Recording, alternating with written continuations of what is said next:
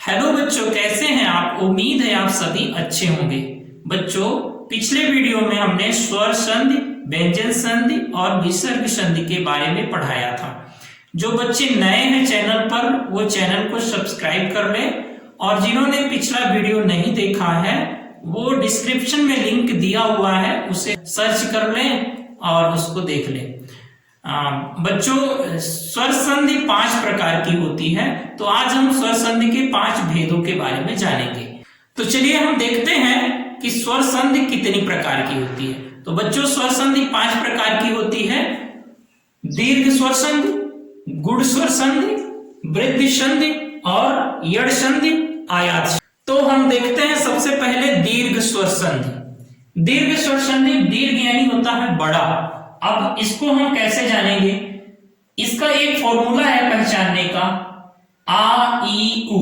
देखिए, हमारे पास अपनी खुद की ट्रिक है जिसके माध्यम से हम आपको स्पष्ट करना चाहेंगे और आपको भी कंफर्म हो जाएगा कि इसको किस तरीके से याद रखा जा सकता है। बहुत सारे बच्चे ऐसे होते हैं जो अलग अलग प्रकार को अलग अलग टाइम में पढ़ेंगे, फिर कंफर्म नहीं हो पाते हैं, भ्रमित हो जाते हैं। तो उनका कंफर्म नहीं होने की वजह से वो प्रश्न का उत्तर भी ढंग से नहीं लिख पाते हैं और गलत करके चले आते हैं। तो हमेशा के लिए मैं आपको अपनी ट्रिक से याद रखवाने के लिए कुछ तरीके बता रहा हूं जिसका आप ध्यान रखेंगे। ठीक है, तो दीर्घ यानी बड़ा होता है। बच्चों, जब आप आ ई उ पढ़ते हैं, छोटा आ, बड़ा आ, छोटी बड़ी उ, तो उसमें आप पाते होंगे छोटा आ के बाद बड़ा आ, फिर छोटी ई के बाद बड़ी ई, छोटा ऊ के बाद बड़ा ऊ, पाते हैं कि नहीं?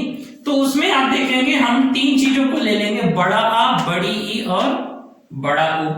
अब इस बड़ा आ, बड़ी ई, बड़ा ऊ का यूज कहां होता है? तो देखेंगे शब्दों में जहां बड़ा आ आए, बड़ी ई आए, बड़ा ऊ, उच्चारण आपसे बनता है शब्दार्थ। यहां उच्चारण देख रहे हैं कि बीच में बड़ा आ का उच्चारण हो रहा है।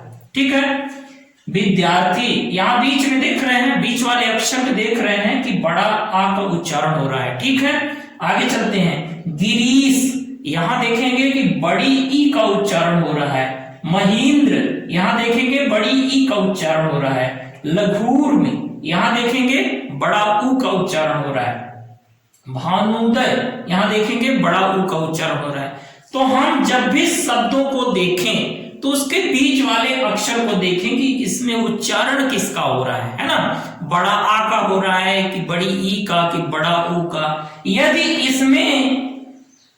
इनमें से किसी का उच्चारण आपका आता है, बड़ा आ, बड़ी ई, बड़ा ऊ, तो तुरंत समझ जाइए कि यह दीर्घ स्वर संधि है। यही इसकी पहचान है।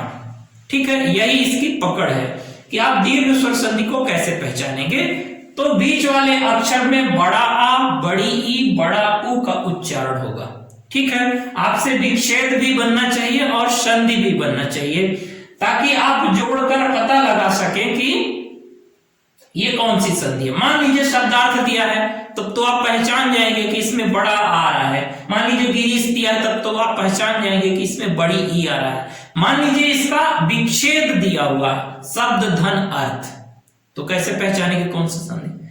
तो शब्द धन अर्थ दिया है तो आपको संधि आना चाहिए, यानी शब्द धन अर्थ बराबर क्या होगा? शब्दार्थ। अब आप पहचान जाइए कि यह दीर्घ स्वर संधि है ना? तो ये पहचान गए। अब आ जाइए गुण में। गुण के भी इसी तरह फॉर्मूले हैं, ए, ओ और अर। तो सबसे पहले ए और ओ को देखिए। बीच में ही, जैसे इसमें बीच में आया था यहां पर, है ना, इसी प्रकार से यहां भी बीच में आएगा देवेंद्र, ए का उच्चारण होगा देवेंद्र। उसी तरह से गणेश, ए का उच्चारण होगा। उसी प्रकार से चंद्रोदय, ओ का उच्चारण होगा। ए का उच्चारण, ए का उच्चारण, ओ का उच्चारण, ओ का उच्चारण, और आ गया सप्तर्षि और महर्षि। तो जहां भी उच्चारण में बीच में ए और ओ आए, ठीक है, पकड़ कर रखिए, ए और ओ आए, वहां गुण स्वर संधि। ठीक है, और अपवाद में 2-4 शब्द और आते हैं। पूरे किताब में छानेंगे तब भी 4-6 शब्द ऐसे आएंगे जो जैसे सप्तर्षि अर आता है, अर्र की पाई, सप्तर्षि, महर्षि, देवर्षि, इस प्रकार से शब्द आएंगे। ये अपवाद में 2 4 6 शब्द दिए रहेंगे जिसमें ये ए और ओ का नियम लागू नहीं होता, उसमें अर्र का नियम लागू होता है। तो 5 6 शब्द हैं, याद कर लेंगे, कंफर्म हो जाएगा। तो गुण स्वर संधि कौन सी है? जिसके बीच में ए और ओ का उच्चारण हो और अर्र का भी उच्चारण हो, जैसे सप्तर्षि, महर्षि, देवर्षि। क्लियर हो गया गुण स्वर संधि। अब आगे चलते हैं वृद्धि संधि। तो वृद्धि, जैसे शब्द से ही पता चल रहा है कि वृद्धि यानी बढ़ जाना, तो वृद्धि यानी वृद्धि करना, बढ़ जाना। तो जब गुण स्वर संधि में एक पाई यहां रहती है, यहां देखिए एक पाई, यहां एक पाई, यहां एक पाई, यहां भी एक पाई, तो जब गुण स्वर संधि में एक पाई रहती है तो वृद्धि में क्या हो जाती है? एक पाई की वृद्धि हो जाती है। अब वृद्धि हो गई एक पाई की, इसमें देखिए ए से हो गया आए, एक पाई की वृद्धि हो गई, ओ से हो गया आओ, एक पाई की वृद्धि हो गई। बस 2 ही चीज इसमें है जिसको आपको पकड़ना है। धन 1 बराबर एक एक, मत धन 1 बराबर मत एक, आय आया, यहाँ तथैव आय आया, महेश्वर्य यहाँ आय आया, है ना, और यहाँ परमौषध यहाँ आओ आया। बस मुझे इसी चीज को देखना है कि यहाँ डबल पाई है, यानी यह वृद्धि संधि है। सरल तरीका है, बस इसी को पहचानना, पकड़ना है। आ जाइए आगे यड़ संधि में।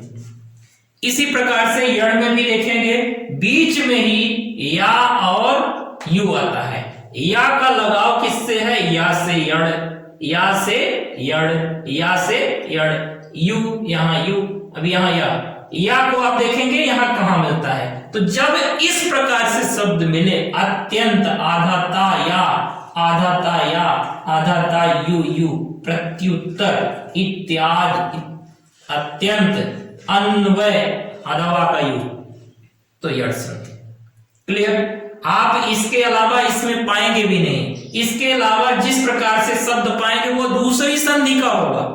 इस प्रकार की संधि, जब ये शब्द ना मिले तो दूसरी संधि, जब इस तरह का मिले तो ये, जब इस तरह का मिले तो ये, जब इस तरह का मिले तो ये, यानी शब्दों को देखकर, पढ़कर पहचान जाएंगे कि कौन सी संधि है। उसी के लिए मैं ट्रिक बता रहा हूं, ध्यान रखिए। आयात में अब देखिए ए ऐ ओ औ, तो आप कहेंगे ए ऐ ओ औ इधर भी तो मिला था। हाँ मिला था, लेकिन इसका नियम अलग है। देखिए ए यहां भी आया था, आए यहां भी आया था, ओ यहां और आओ यहां, तो कुल मिला के ये उधर से है, रिलेटेड नहीं है, नहीं, इसका नियम कुछ अलग कार्य करेगा। आप इधर देखिए, आयात संधि को पहचानने का विच्छेद आपसे आना चाहिए, शब्दों का विच्छेद। देखिए नयन है तो ने धन अन, जब आप विच्छेद करेंगे तो ए का उच्चारण आएगा, वो भी विच्छेद में एक अक्षर लिया जाएगा, एक अक्षर से विच्छेदित होगा, बाकी इधर लिखा जाएगा।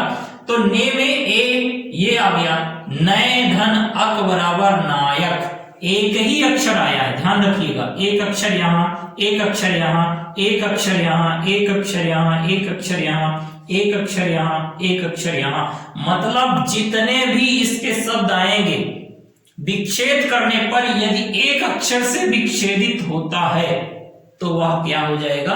आयात संधि। फार्मूला याद रखेंगे तो कभी भी नहीं भूलेंगे। तो इस प्रकार से हम विच्छेद करेंगे और हम देखेंगे कि यह जब एक ही अक्षर से विच्छेदित हो रहा हो तो वह है कौन सा? आयात संधि। अब एक बार थोड़ा सा कंक्लूजन में, दीर्घ दीर्घ आ रहा है, यानी बड़ा आ, बड़ी ई, बड़ा ऊ बीच में आ रहा है तो दीर्घ स्वर संधि। बीच में ए और ओ और अर्र का यूज, अर्र अपवाद वाले 5-6 शब्द मिलेंगे आपको पूरे किताब में, उसको ढूंढकर याद कर लीजिएगा कि यह गुण स्वर संधि है। और गुण स्वर संधि को बस ए और ओ को देखना है। एक पाई ऊपर आती है, क्या आती है? एक पाई। फिर 2 पाई आती है तो वृद्धि, एक पाई यानी गुण, 2 पाई ऊपर आ गई वृद्धि यानी ऐ और औ। इसी प्रकार से यड़ में या आता है बीच में, या यू आता है बीच में, बस शब्द यही है। और इसी तरह के और भी शब्द मिलेंगे, होंगे वही संधि। आयात में तो आपको बता ही दिए कि जब विच्छेद करेंगे तो एक। क्लियर हो गया? तो इस प्रकार से शॉर्ट ट्रिक, ये मेरी खुद की बनाई ट्रिक और खुद समझाई हुई ट्रिक है, जिसको आपको मैं बता रहा हूं, और आप भी इसी प्रकार से घर में अध्ययन करें, किताबों को खोल लीजिए, पढ़िए, अच्छे से समझिए। जहां नहीं समझ में आता मैं उसको फिर से समझाने की कोशिश करूंगा। यदि आप कमेंट में कंप्लेन करेंगे कि सर नहीं आया समझ में, तो मैं समझाने की कोशिश करूंगा। यदि समझ में आ गया तो बहुत अच्छी बात है, दूसरे को भी बताएं, है ना। और इस प्रकार से मैं फिर से मिलूंगा अगले वीडियो में, तब तक के लिए नमस्कार।